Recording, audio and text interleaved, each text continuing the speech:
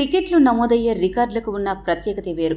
తమ అభిమాన క్రికెటర్ ఏదైనా రికార్డు బద్దలుగొట్టినా లేదా ఏదైనా సరికొత్త రికార్డు క్రియేట్ చేసినా ఫ్యాన్స్ హంగామా అంతా ఇంతా ఉండదు.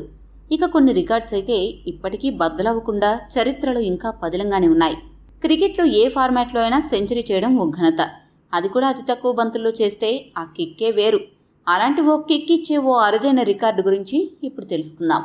క్రికెట్ దిగ్గజంగా భావించే డాన్ బ్రాడ్మన్ నవంబర్ 2వ తేదీ 1931 సంవత్సరంలో ఓ అరుదైన ఫీట్ నమోదు చేశాడు. కేవలం 3 ఓవర్లలో 100 పరుగులు చేసి అందరినీ ఆశ్చర్యపరిచాడు. ప్రస్తుతం ఓవర్కి 6 పరుగులు వేస్తున్నారు. కానీ అప్పట్లో ఒక ఓవర్కు 8 బంతులు వేసేవారు. బ్రాడ్మన్ వరుసగా 3 ఓవర్లలో ఓవర్కు 33, 40, 27 పరుగుల చొప్పున సాధించాడు.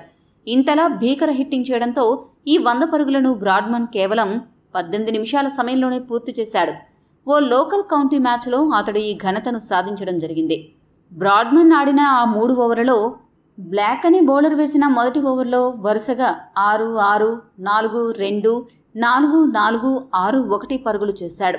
ఆ తర్వాత ఓవర్లో హోరీ బేకర్ అనే బౌలర్ బౌలింగ్లో వరుసగా 6, 4, 4, 6, 6, 4, 6, 4 పరుగులు సాధించాడు.